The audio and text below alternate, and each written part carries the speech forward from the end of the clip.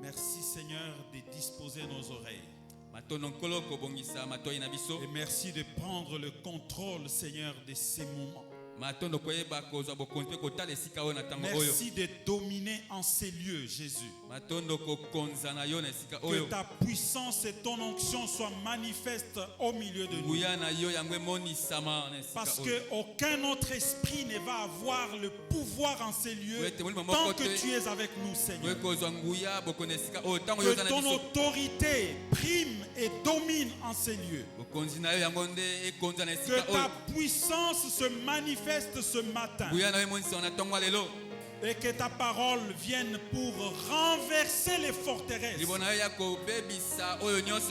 ta parole vienne, Seigneur, pour nous donner un esprit nouveau. Que nous soyons à mesure d'accomplir les bonnes œuvres. Les œuvres que tu as préparées d'avance pour nous, Seigneur. Afin que nous puissions les pratiquer. Que nous soyons riches en bonnes œuvres. Que tes enfants soient riches en bonnes œuvres. Que l'église soit riche en bonnes œuvres. Que nos maisons soient remplies de bonnes œuvres. Et le monde reconnaîtra que nous t'appartenons. Au nom de Jésus-Christ. Au nom de Jésus-Christ. Amen. Amen. Amen. Amen. Prenez place, je vous en prie. Shalom. Nous allons essayer de respecter les temps et ne pas attendre ceux qui pensaient que la pluie peut les empêcher à venir prier.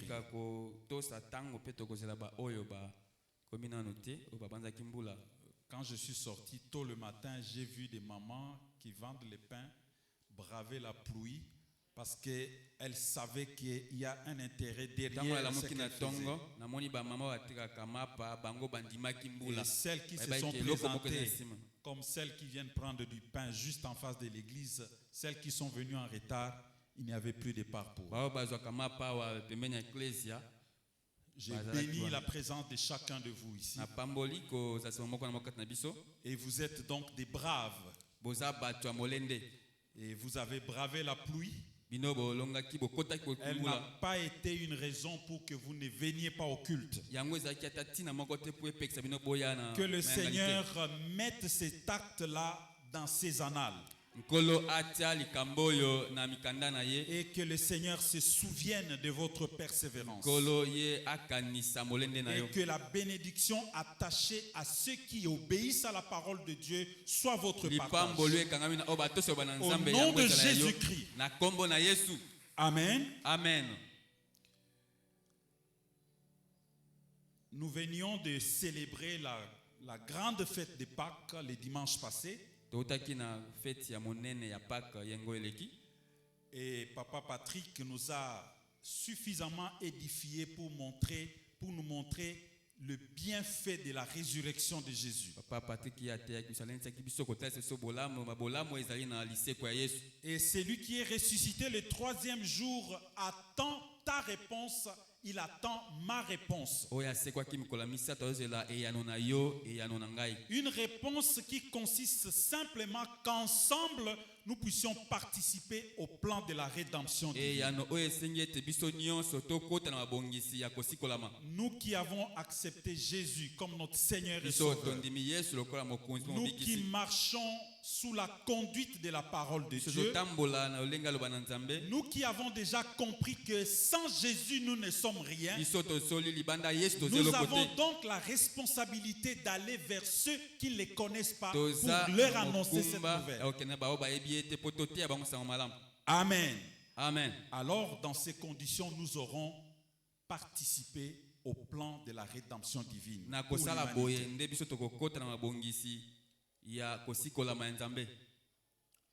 Et ce matin, nous voulons mettre juste en évidence l'avantage ou les avantages. Il y en a plusieurs, mais aujourd'hui nous allons parler d'un seul. L'avantage de chercher premièrement le royaume de Dieu.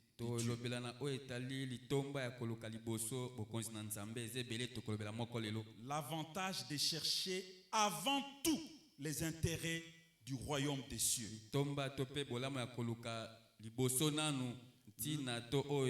L'avantage de rechercher d'abord les intérêts du royaume des cieux.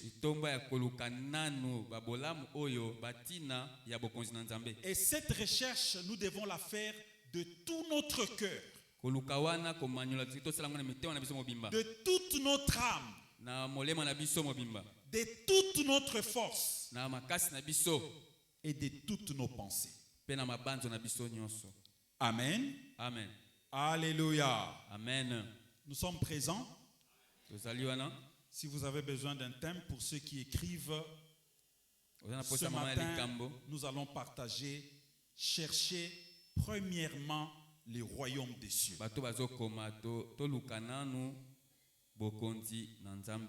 Chercher premièrement le royaume des cieux.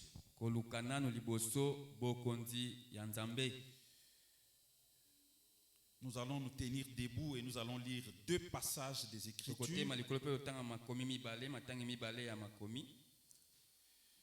Nous allons lire dans Matthieu chapitre 6, du 31, verset 31 à 34. Matthieu 6, 31 à 34. Et puis nous lirons Luc chapitre 10, verset 27. Luc 10, 27. Matthieu chapitre 6, versets 31 à 34. Je lis au nom du Seigneur. Amen.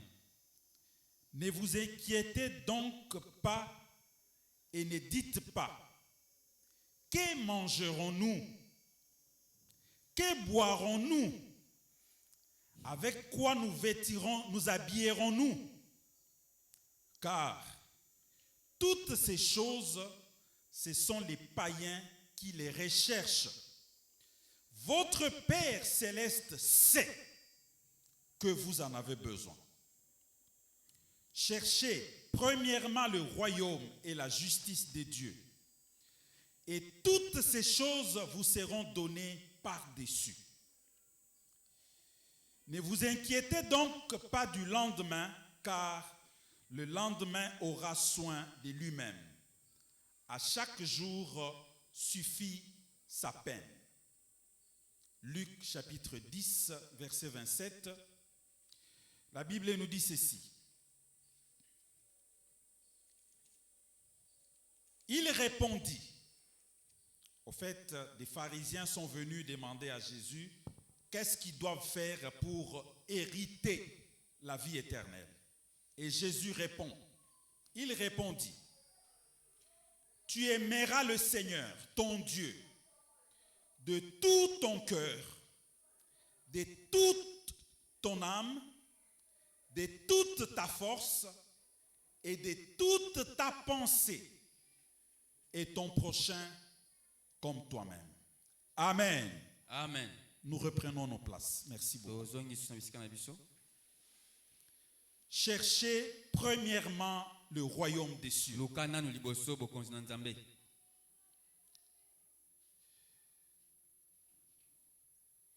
Je vais faire une petite introduction très très courte. Et puis après, nous allons aborder 2 petits points. Le premier, le royaume de Dieu et ses caractéristiques. Donc après l'introduction, nous verrons le royaume de Dieu et ses caractéristiques. Et puis après, nous verrons le comportement qui nous empêche de rechercher premièrement le royaume de Dieu. Et cela nous conduira à prier. Amen. Amen.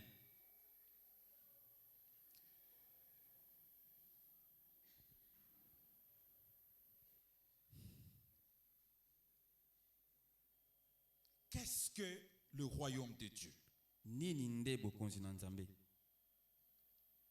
Qu'est-ce que le royaume de Dieu? Nous sommes tous des lecteurs de la parole de Dieu.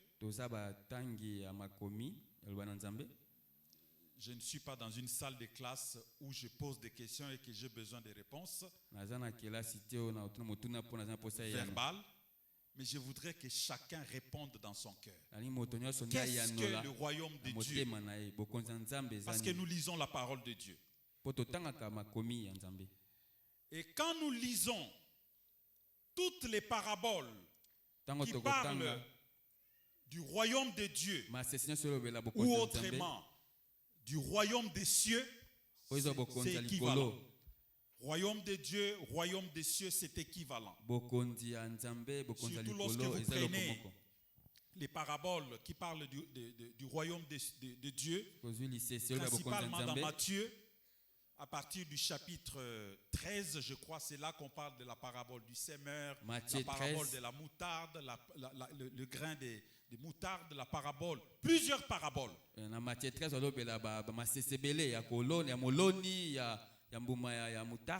c'est là également qu'on fait des comparaisons entre le royaume de Dieu et les petits-enfants. En lisant simplement toutes ces paraboles, nous pouvons comprendre que le royaume de Dieu, ce n'est rien d'autre que Jésus-Christ. Le royaume de Dieu, comme la Bible nous dit, le royaume de Dieu est venu vers vous. Comme Jésus-Christ a quitté les cieux et est venu vers nous pour nous sauver. Et un royaume, généralement, ça veut dire que c'est un espace, ça peut être défini, un espace défini sur lequel il y a un roi.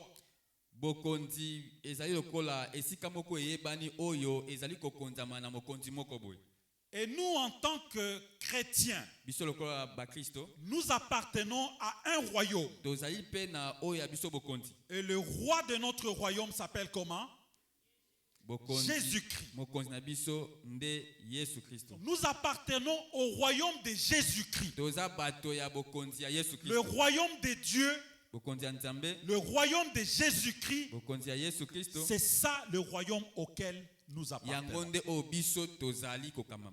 Alléluia. Amen. Et donc dans notre vie, les intérêts du royaume de Dieu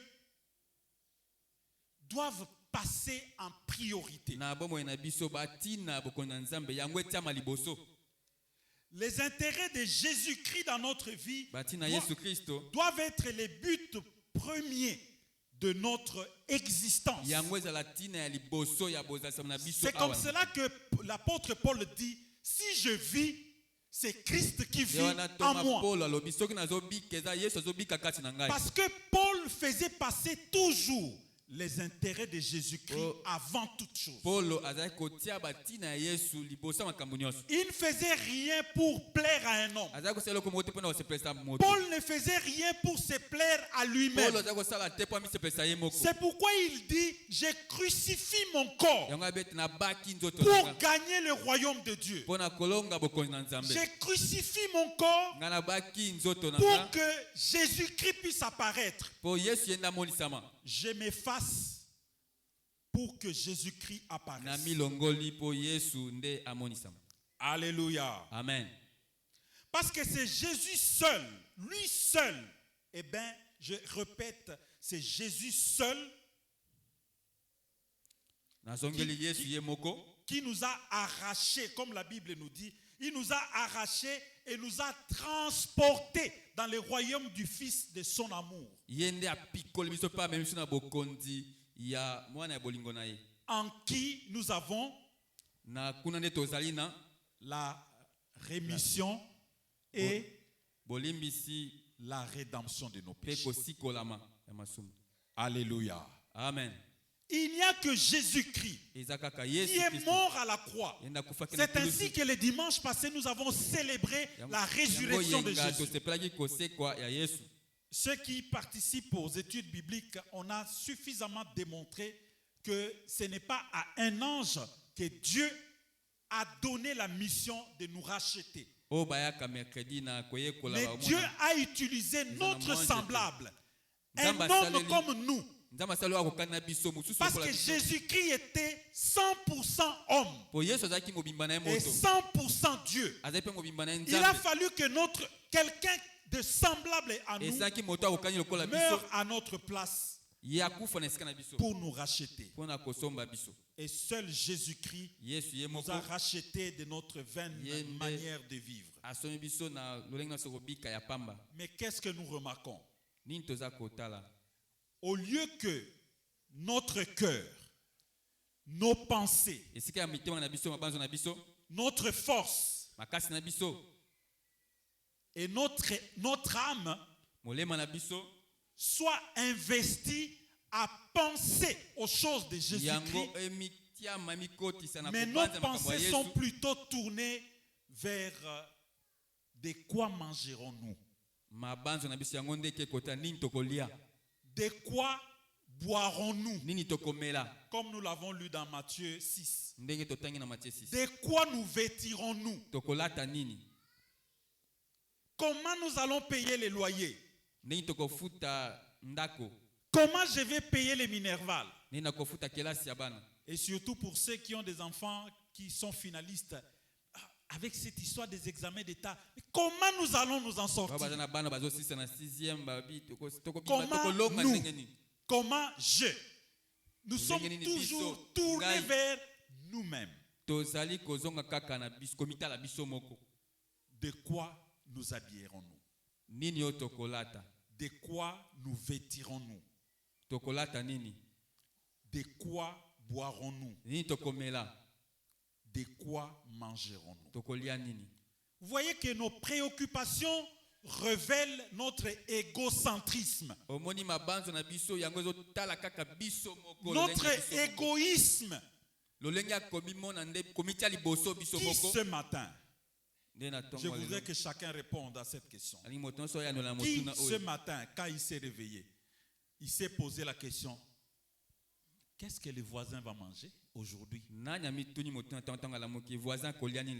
Même moi, je n'ai pas pensé à ça. Amen. Amen. Donc vous voyez que nous sommes retournés sur nous-mêmes. Nous nous inquiétons sur nous-mêmes, sur notre sort. L'égoïsme de l'être humain.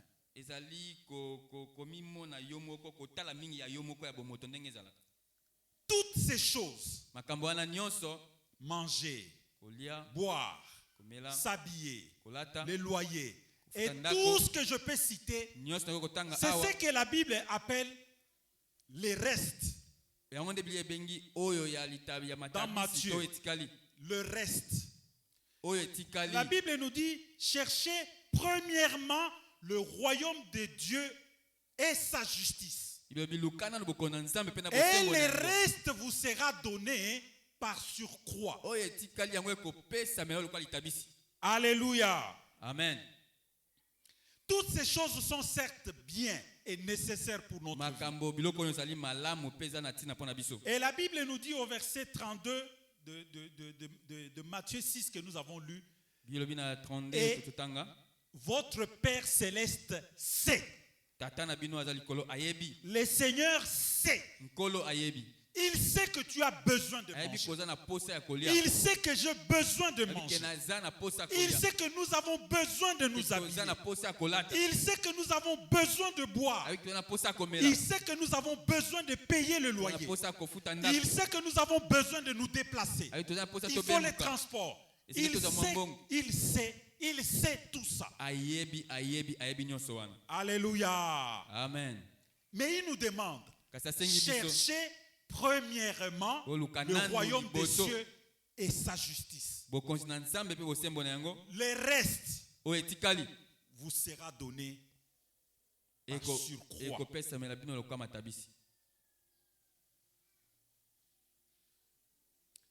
Il ne faudrait pas que le reste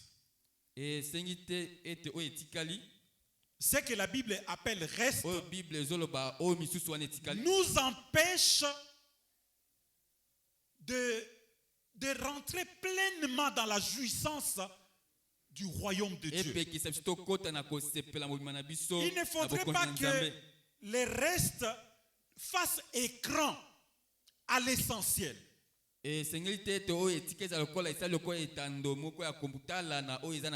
L'essentiel, c'est la justice et le royaume de Dieu. Manger, boire, s'habiller, se déplacer, se loger, avoir les soins, tout ça, ça constitue ce que la Bible dit, appelle le reste.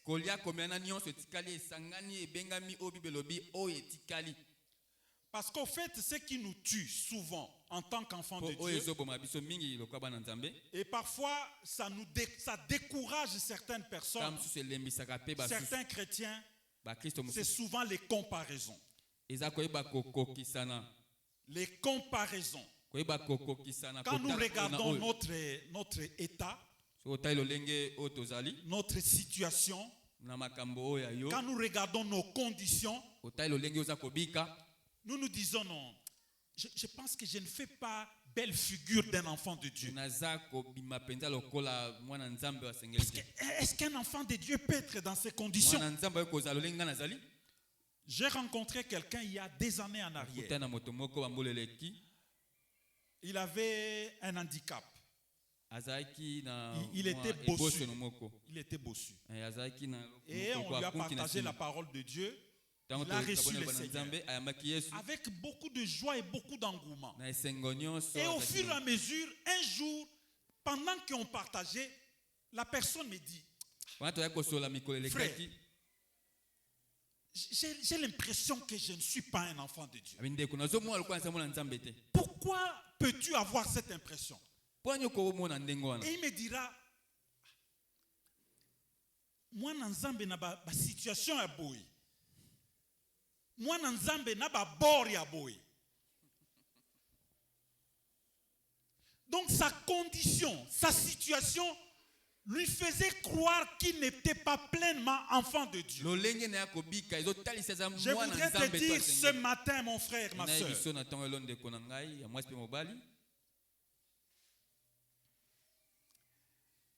que tu n'as pas besoin, peut-être que ta situation, que ta condition change.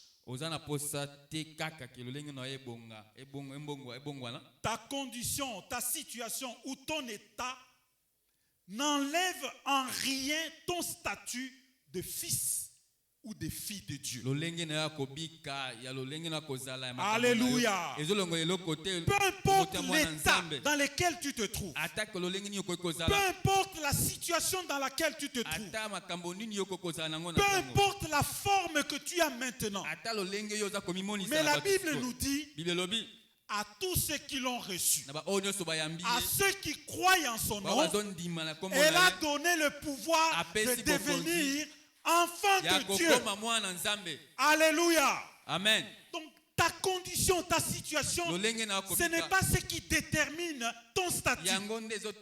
Ton statut est déterminé par ce que la parole de Dieu dit. Alléluia. Amen. Et c'est là que je voudrais simplement dire que le royaume de Dieu n'est donc pas une question une question de satisfaction de besoins vitaux primaires. Parce que nous avons lu dans Matthieu, de quoi boirons-nous, de quoi nous habillerons-nous, de quoi mangerons-nous. Manger, boire, s'habiller et tout ce qui peut suivre tout ce besoin, nous pouvons le mettre plutôt dans les besoins primaires vitaux. Le royaume de Dieu ne consiste pas à satisfaire les besoins vitaux primaires. Même si dans le désert, après que Jésus ait prêché, il dit à ses disciples, faites-les asseoir. Et les foules se sont assises. Et Jésus dit, donnez-leur à manger. À cause de la compassion. Et la Bible nous dit que ce jour-là, avec 2 poissons et 5 pains, le Seigneur a nourri plus de 5 000 hommes. C'est comme ça la Bible dit, votre Père céleste sait. Jésus savait que ces gens qui l'ont suivi ont besoin de boire, ils ont besoin de manger, ils ont besoin de se vêtir. Après qu'il les ait donné la parole de Dieu, c'est après qu'il s'est occupé de leurs besoins primaires vitaux. Alléluia. Mais d'abord, ils ont cherché quoi? Premièrement, le royaume des cieux. Amen. Amen. Nous sommes ensemble.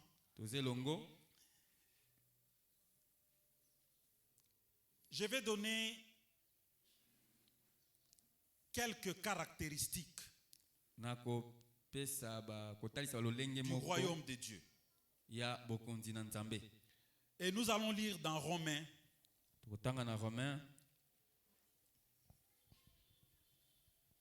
Romains chapitre 14. Romains 14.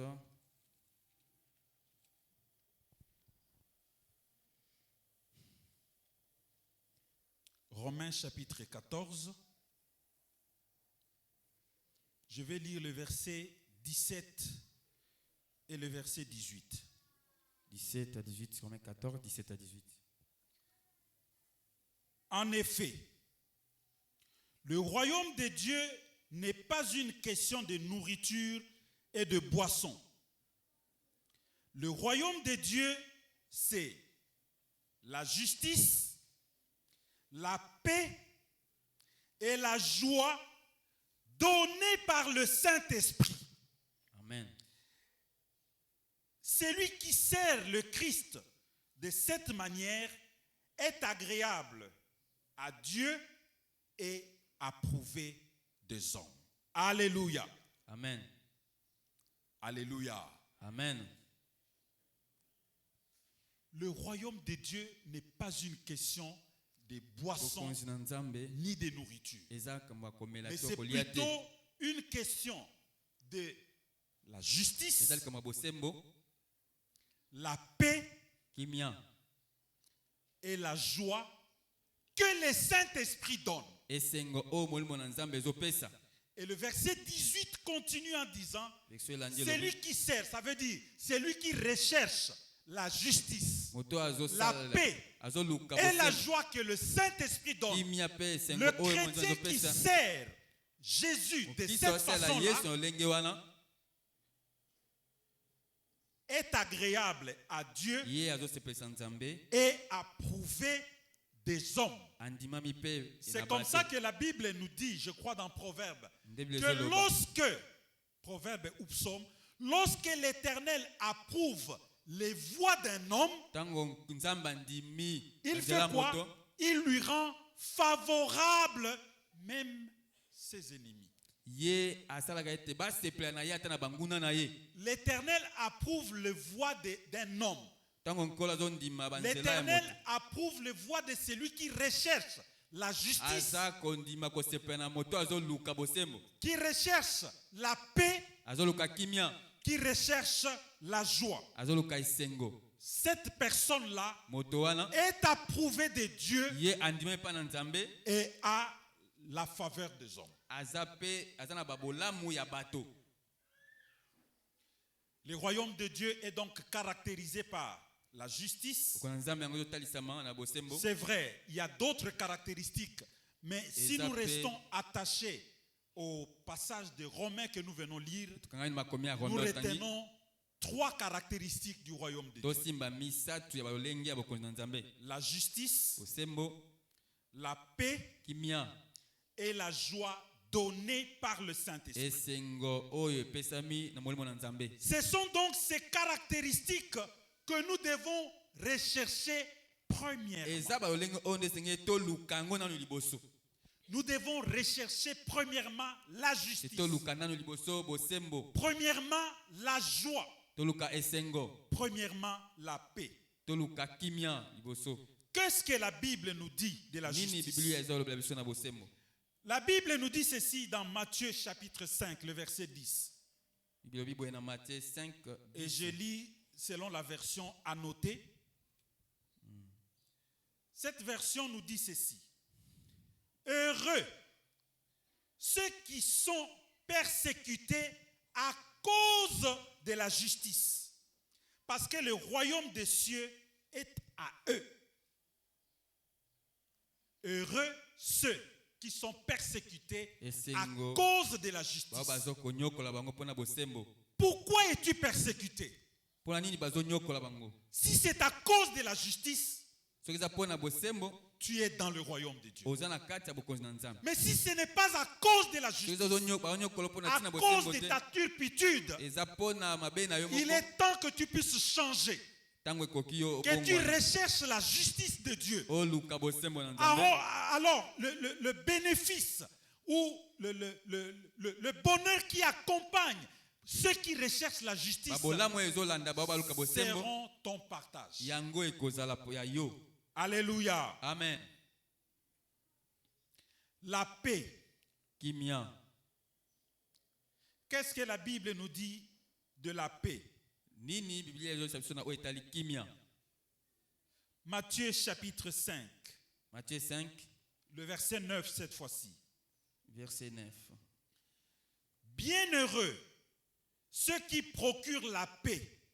Dans d'autres versions, celle-ci c'est la version Martin, mais d'autres versions parlent de artisans. Heureux les artisans de paix, car ils seront appelés enfants de Dieu. Alléluia. Amen. Les artisans de la paix. Comment vis-tu dans ton quartier? Comment vis-tu dans ta maison? Est-ce que tu es le semeur de querelles ou bien tu es celui qui construit la paix? Si tu es quelqu'un qui construit la paix, tu es dans le royaume de Dieu. Tu obéis aux principes du royaume de Dieu. Mais il y a des gens, on dirait qu'ils sont faits pour s'aimer des troubles. C'est comme si quand tout va bien, ça ne les enchante pas. Il faut qu'ils attisent des querelles et alors ils sont satisfaits. Si parmi nous, tu es au milieu de nous, mais tu es un artisan de querelles, il est temps que tu changes. Le royaume de Dieu qui est venu vers nous te demande de rechercher la paix. Est-ce que es-tu en paix avec ta famille? Es-tu en paix avec tes collègues de service?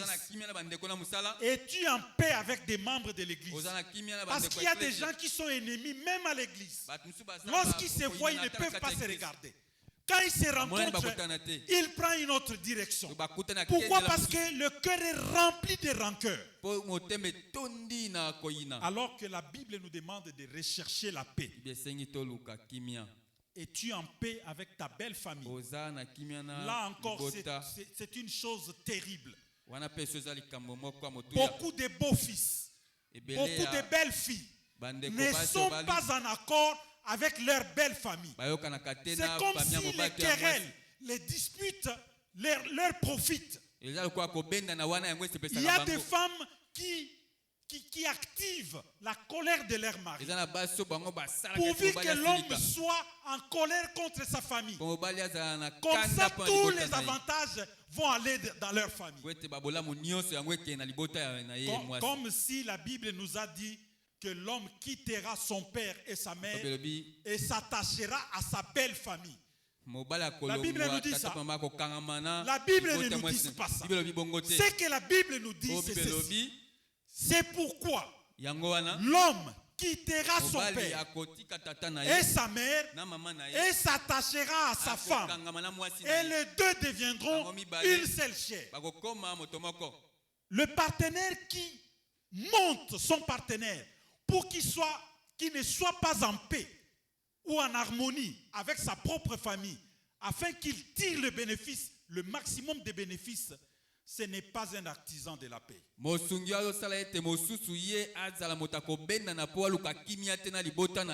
Alléluia. Nous devons rechercher la paix. Et ce n'est pas facile de rechercher la paix. La paix a un prix. Le plus grand prix de la paix, c'est ce que Christ a payé pour nous. C'était pour que nous puissions rentrer en paix avec Dieu. Et la Bible nous dit ceci.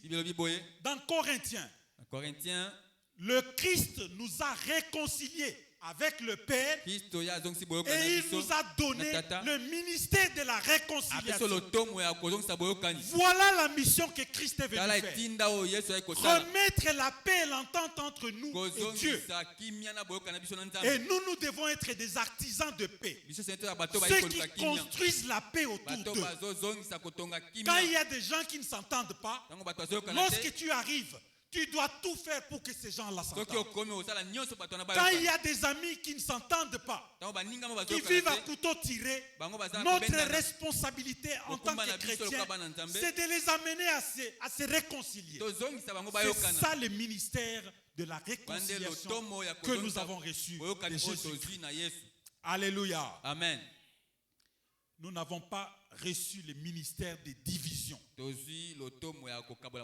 n'avons pas reçu le ministère des séparations. Mais nous avons plutôt reçu le ministère d'unité. Le ministère des rassemblements. Le ministère de la paix. Et d'ailleurs, Philippiens le dit encore très bien quand nous lisons Philippiens chapitre 4, le verset 6 et 7. Philippiens, si vous l'avez trouvé, Papa Joseph, vous pouvez lire pour nous.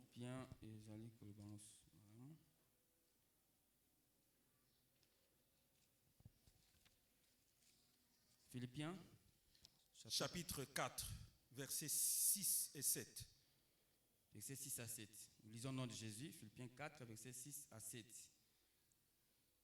Ne vous inquiétez de rien, mais en toute chose, faites connaître vos besoins à Dieu par des prières et des supplications avec des actions de grâce.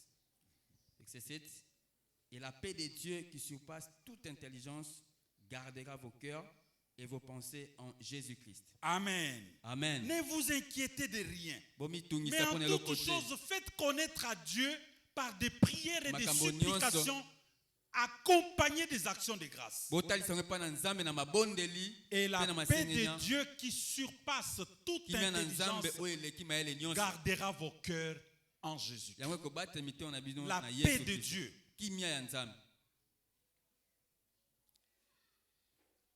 La troisième caractéristique, c'est la joie.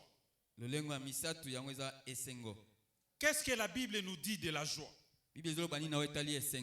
Quand nous prenons Néhémie chapitre 8, le verset 10, je prends juste la dernière partie. La dernière partie dit, la joie de l'Éternel est ma force. La joie de l'Éternel est ma force. C'est le Seigneur qui nous donne la force. Et cette force-là, ça me rappelle même dans les actes des apôtres. Nous pouvons voir par exemple au chapitre 16 comment les apôtres arrêtés, flagellés, ligotés, on les met en prison.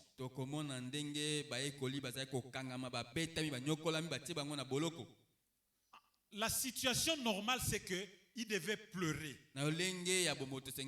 pleurnicher. Nous vraiment, nous qui annonçons la bonne nouvelle, comment nous pouvons nous retrouver dans ces conditions? Mais ils n'ont pas réagi de façon naturelle. La Bible nous dit que pendant la nuit, ils ont entonné quoi?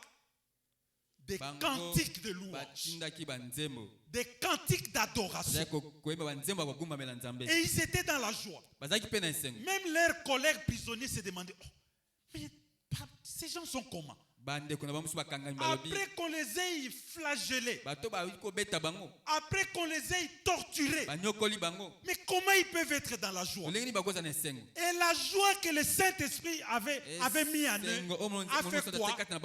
A brisé les chaînes. Et les portes de la prison ont fait quoi? Se sont ouvertes. Et les prisonniers pouvaient sortir. Mais ils ne sont pas sortis. Les geôliers, les gens qui les gardaient, ont vu les chaînes brisées, les portes ouvertes, et ça les a étonnés. Et les apôtres leur ont dit, nous sommes là. Parce qu'ici, en Dolo, là où Mwanga Chuchu se trouve, si on ouvre les portes, je crois que la première personne qui va sortir, ça sera Mwanga Chuchu. Alléluia. Mais le Seigneur fait ce miracle. Les portes des prisons s'ouvrent. Mais les apôtres sont là, chantant les louanges pour l'Éternel, chantant l'adoration pour l'Éternel. Et c'est ce qui a fait que ceux qui étaient là ont compris qu'il y a quelque chose de différent dans ces gens. Lorsque les apôtres les ont prêchés, ils ont reçu le Seigneur. Et c'est ça le but du Seigneur. La joie de l'Éternel, c'est ma force. Alléluia. Amen. Nous devons être dans la joie. La joie du Seigneur doit faire que nous attirions les autres vers nous. Mais si nous sommes des plaignards, quelle différence avec les païens? Quelle différence avec les païens? Pourquoi viendront-ils à l'église? Parce qu'ils pleurent comme nous pleurons. Ils se lamentent comme nous nous lamentons. Ils sont vraiment dans la tristesse, comme nous sommes dans la tristesse. Mais qu'est-ce qui va les attirer vers nous? La joie de l'Éternel est ma force.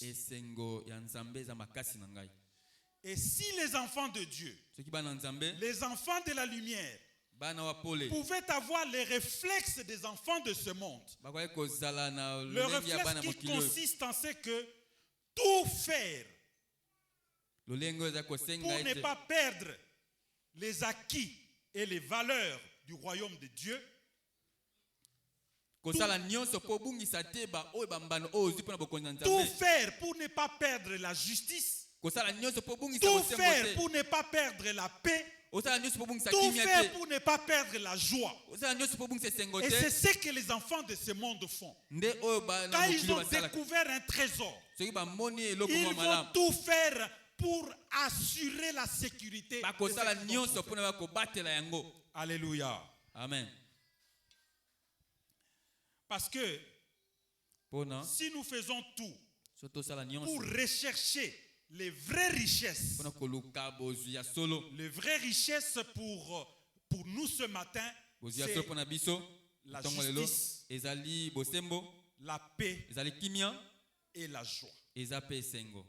Si nous pouvons rechercher la justice, la paix et la joie et conserver ces richesses jalousement, nous allons influencer le monde. Et quand nous sortirons, même pour faire notre campagne, les gens se rendront compte que ces gens ici sont différents. Alléluia. Amen. Alléluia. Amen. Ces trois caractéristiques constituent ce que j'appelle les vraies richesses. Les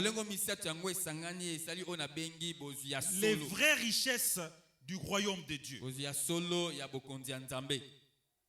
Ces vraies richesses sont opposables aux fausses richesses, aux richesses trompeuses et aux richesses injustes. Parce qu'au fait, dans le royaume de Dieu, ce ne sont pas les fausses richesses qui nous accompagneront, mais c'est plutôt les vraies richesses qui nous accompagneront dans le royaume de Dieu. Qu'est-ce que le vrai richesse? Qu'est-ce que les vraies richesses? Je voudrais que chacun se pose encore cette question. Qu'est-ce que les vraies richesses? Nous allons lire un passage de la Bible, l'évangile de Luc, chapitre 16. Je vais lire du 10e au 12e verset. 10 à 12. Luc chapitre 16.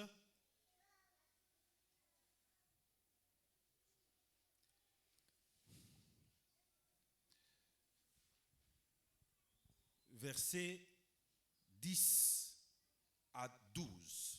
Amen. En fait, il s'agit de l'histoire. Ça commence au verset 1er, pratiquement jusqu'au verset 13. C'est l'histoire du serviteur habile ou prudent.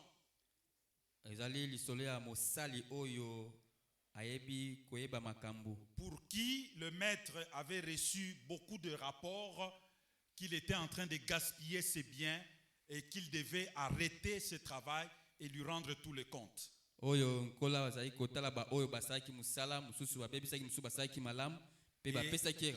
Ce serviteur a monté une stratégie, dit quand je vais perdre mon travail, comment je vais vivre? Je sais ce que je vais faire. Et quand vous lisez tous ces passages, à partir du premier verset, vous allez comprendre. Le serviteur a commencé par rappeler tous ceux qui devaient quelque chose à son maître et il a commencé à falsifier. Toi, tu dois combien? 100. Bon, prends ton billet, écris 80. Un autre, 100. Non, écris 50, ainsi de suite. Et au verset 10, le Seigneur, après avoir raconté cette histoire, dit maintenant à ses disciples: quand on peut faire confiance à quelqu'un pour une toute petite chose, on peut lui faire confiance aussi pour une grande.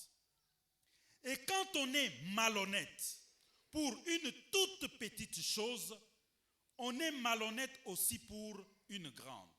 C'est pourquoi, si on ne peut pas vous faire confiance pour l'argent trompeur, qui va vous confier les vraies richesses?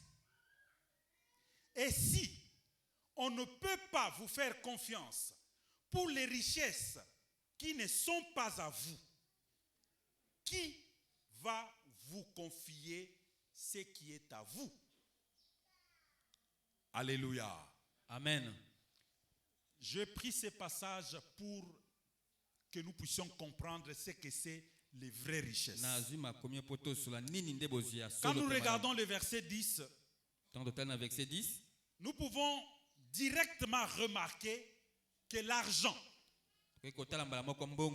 dont le matériel, le visible, est considéré comme faisant partie des petites choses. Parce qu'en fait, l'économe ou les serviteurs infidèles, il a monté sa stratégie pour commencer à gagner de l'argent sur les affaires de son maître.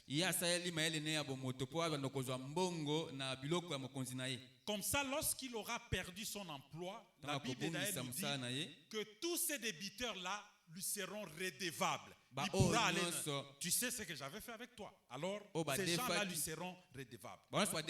Donc, c'était une question d'argent. Et le Seigneur, en parlant aux disciples, il dit: si on ne peut pas vous faire confiance sur des petites choses, on ne pourra pas non plus vous faire confiance pour des grandes. Et donc l'argent est considéré dans ce contexte comme une petite chose. Les grandes choses, ce que je peux appeler les vraies richesses, ne sont pas matérielles. Les vraies richesses sont immatérielles et spirituelles. Et ce qui est à nous,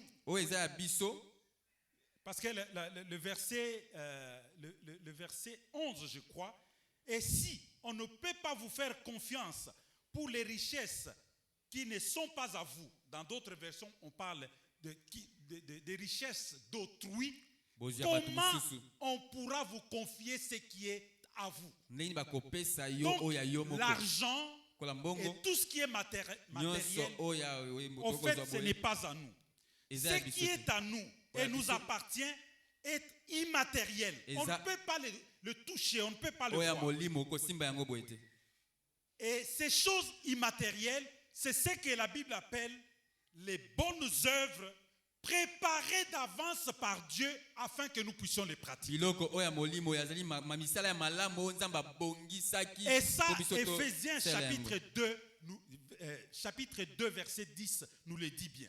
Éphésiens 2, 10. Le Seigneur a préparé des bonnes œuvres à l'avance afin que nous, en tant que ses enfants, nous puissions les pratiquer. Voilà les vraies richesses. Et ces richesses-là, personne ne peut nous les arracher. Personne ne peut t'arracher ça. Parce qu'une maison, une voiture, dernièrement j'ai appris que la personne dont je venais de citer le nom tantôt, qui est à Andolo là, on a, comment on dit les termes juridiques là? Confisqué, oui. On a confisqué, on a saisi tous ces biens. Ça veut dire que d'un jour à l'autre, il n'est plus propriétaire de tout ce qu'il a. Même son coffre-fort, on a fait quoi? On a cassé.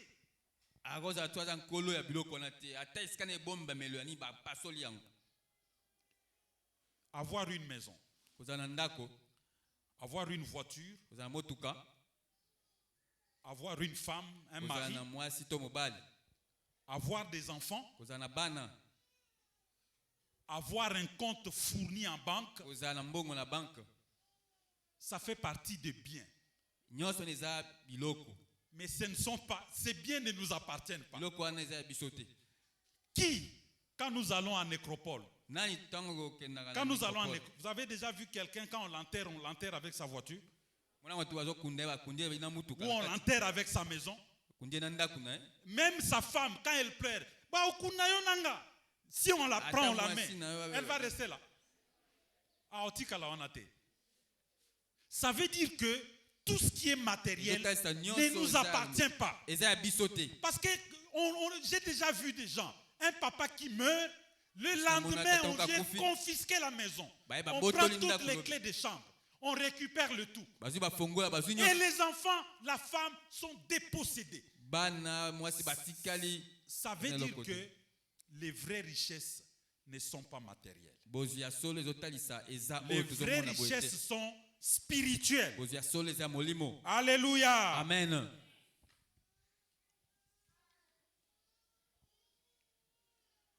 Les bonnes œuvres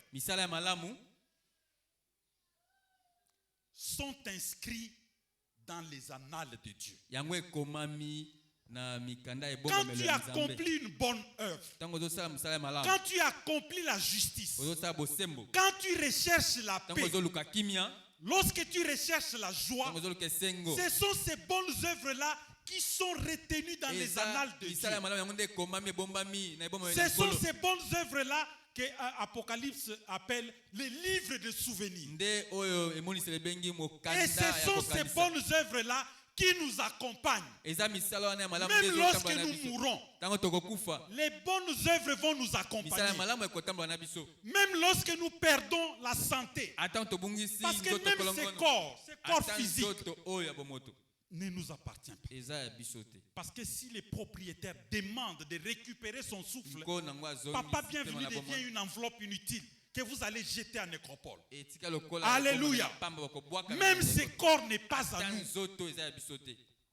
nos vraies richesses, nos vraies richesses sont spirituelles et immatérielles. Et ces vraies richesses, ce sont les bonnes œuvres que l'Éternel a préparées d'avance pour que nous puissions les pratiquer. Et lorsque nous les pratiquons, lorsque nous pratiquons la justice, lorsque nous recherchons la paix, lorsque nous recherchons la joie, tout cela sera inscrit dans les annales de Dieu. Ça sera inscrit dans les livres de souvenirs. Souvenez-vous de Tabitha.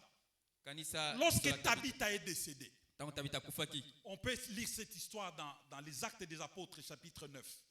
Quand Tabitha est décédée, on a arrangé son corps. La Bible nous dit qu'on l'a mis dans la chambre haute. Et on a envoyé des gens à Joppé pour chercher Pierre. Quand Pierre est arrivé, qu'est-ce que les veuves ont montré? Qu'est-ce que les veuves avaient montré? Ces bonnes œuvres. Ces bonnes œuvres. Ce sont ces œuvres qui ont touché le cœur de Dieu. Et quand Pierre est arrivé, il a prié et Tabitha est revenue à la vie. Alléluia. Amen. Les bonnes œuvres vont t'ouvrir des portes. Les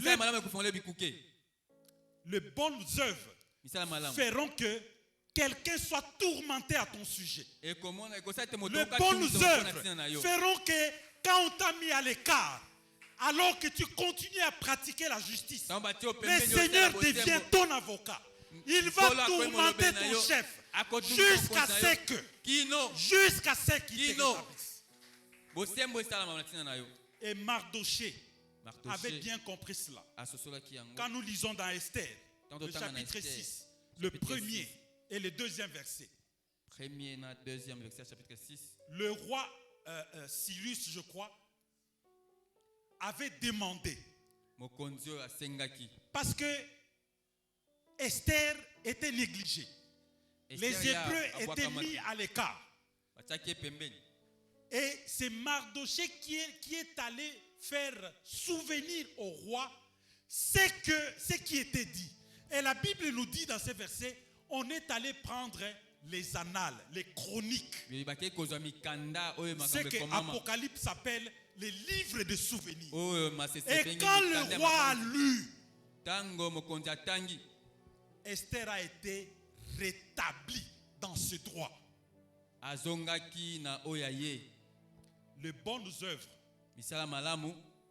ouvrent pour nous des portes que les humains ne peuvent pas ouvrir.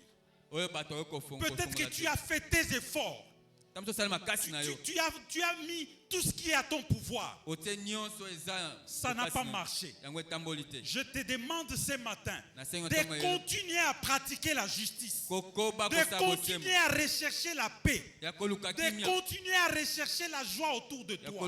Alors, les livres des annales seront ouverts pour toi. Alléluia. Amen. Écoutez ce que la Bible dit dans Apocalypse. Apocalypse chapitre 2, le verset 23. Apocalypse 2, 23. Et ces enfants, je les frapperai de mort, et toutes les églises connaîtront que je suis celui qui sonde les reins et les cœurs. Et je vous rendrai à chacun selon quoi? Selon vos œuvres. On ne rendra pas à chacun selon ses richesses, ou le nombre de voitures que tu as changé, ou le nombre de maisons que tu as eues, ou le nombre d'enfants que tu as mis au monde. Mais on rendra à chacun selon ses œuvres. Et Apocalypse chapitre 14 verset 13, la Bible nous dit ceci. Et j'entendis une voix du ciel qui me disait: écris, heureux dès à présent les morts qui meurent dans le Seigneur. Oui, dit l'Esprit, car ils se reposent de leurs travaux et leurs œuvres les suivent. Amen. les seules choses qui vont nous suivre, quand ce corps n'aura plus de valeur, ce sont les bonnes œuvres que nous aurons. Alléluia. Amen. C'est ça les vraies richesses.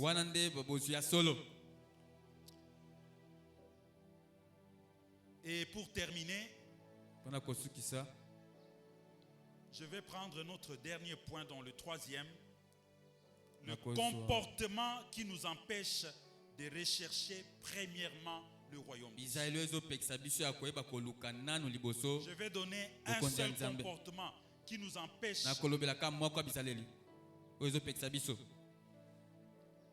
Une seule chose pour ce matin que je vais souligner. Une seule chose nous empêche de nous investir et de rechercher premièrement le royaume de Dieu.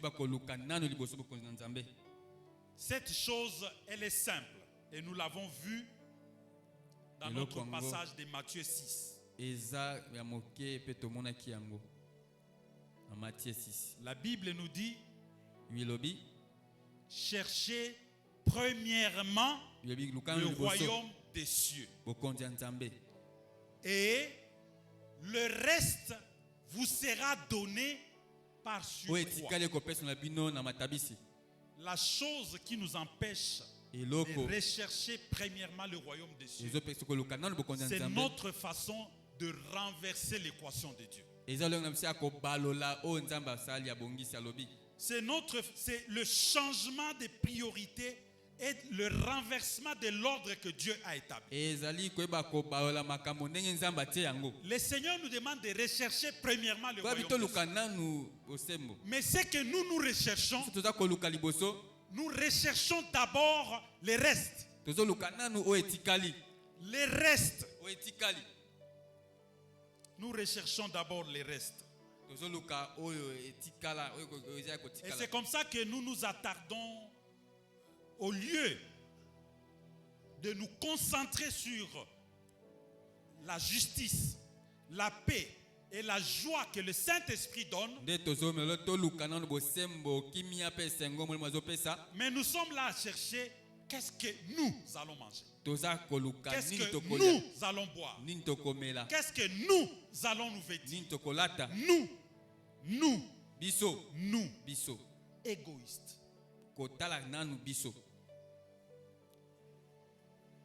Nous investissons notre cœur, nous investissons notre âme, nous investissons notre force et même nos pensées à chercher le reste, à chercher l'argent, à chercher à manger, à chercher les minervales pour les enfants, au lieu de rechercher d'abord les intérêts du royaume des cieux.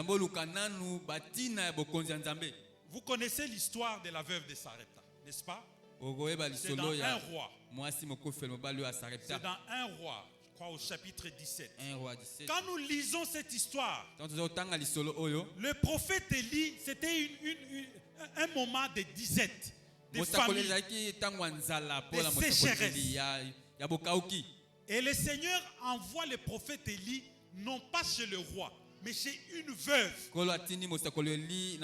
n'avait que son fils. Et le prophète arrive et lui dit: prépare-moi quelque chose à manger. Et la femme dit: le peu de farine et d'huile que j'ai, il ne me reste plus qu'à faire un petit gâteau. Mon fils et moi, nous allons manger et puis après nous allons mourir. Écoutez ce que le prophète dit. Il dit: c'est bien, va plutôt, prépare le gâteau et apporte-le moi d'abord.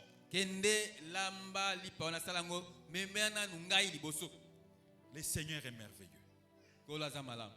Quand la femme a obéi, a cherché premièrement l'intérêt de l'homme de Dieu ou l'intérêt du royaume de Dieu pendant tout le temps de la sécheresse,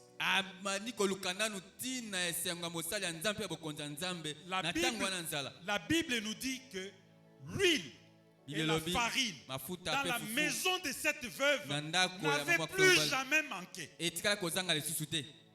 Vous voyez les bénéfices que nous avons quand nous recherchons premièrement les intérêts du royaume de Dieu. Quand nous mettons en avant-plan les intérêts du royaume de Dieu, les défis auxquels nous sommes exposés parfois sont réglés d'eux-mêmes.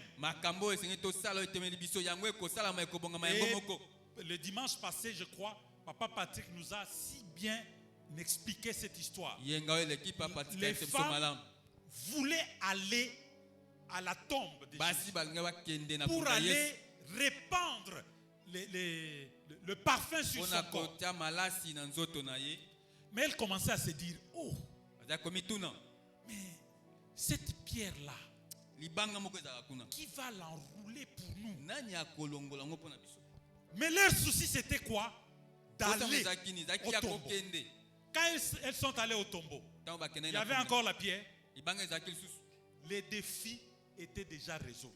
Quand nous recherchons les intérêts du royaume de Dieu, nos défis, le Seigneur en prend soin. Le Seigneur résout nos problèmes. Le Seigneur prend soin de nous. C'est pourquoi dans les passages que nous avons lus de Matthieu, il dit, ne te soucie pas du lendemain, car le lendemain prendra soin de lui-même. Alléluia. Amen.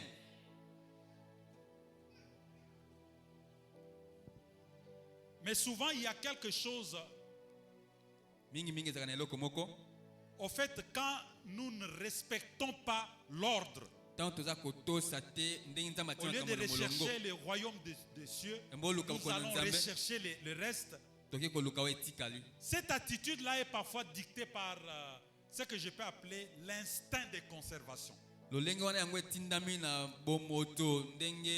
Parce que en tant qu'homme, quand nous avons déjà quelque chose que nous considérons comme acquis, nous ferons tout ce qui est à notre pouvoir pour ne pas la perdre.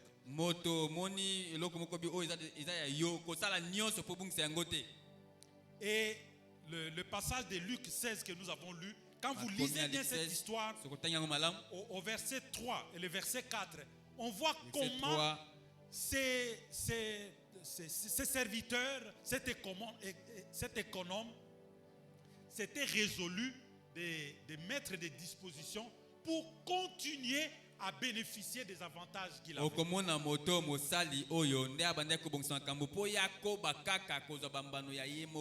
Alléluia. En fait, c'est l'instinct de conservation.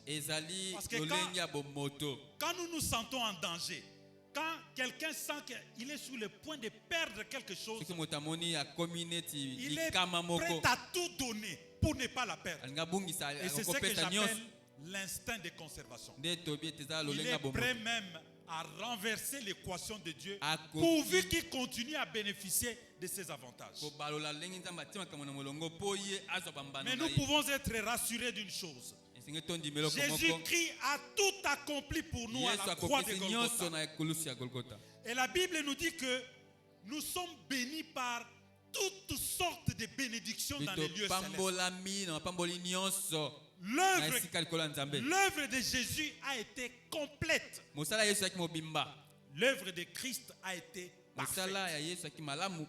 Nous n'avons qu'à faire disons, à faire notre part. Et le Seigneur fera sa part à lui. C'est comme ça qu'il nous dit dans Deutéronome. Quand nous lisons dans Deutéronome, et c'est là que nous allons terminer. Deutéronome chapitre 28. Deutéronome 28. Le verset 6. 28, 6. L'Éternel commandera. Je répète.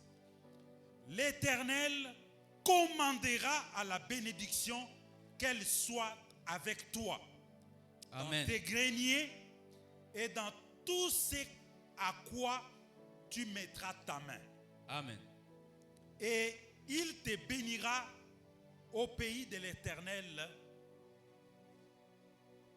au pays que l'Éternel ton Dieu te donne,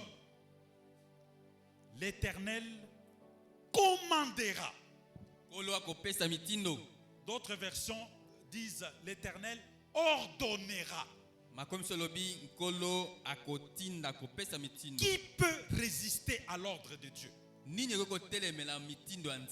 Quand nous faisons, nous recherchons la justice, nous recherchons la paix, nous recherchons la joie, l'Éternel commandera à la bénédiction de s'attacher à nous. C'est ça le prix que nous devons faire. Rechercher les vraies richesses. Alors l'Éternel commandera à la bénédiction de s'attacher à nous. Nous allons nous mettre debout pour prier. Parce que nous avons besoin que nous puissions rechercher les vraies richesses. Nous avons besoin que nous puissions rechercher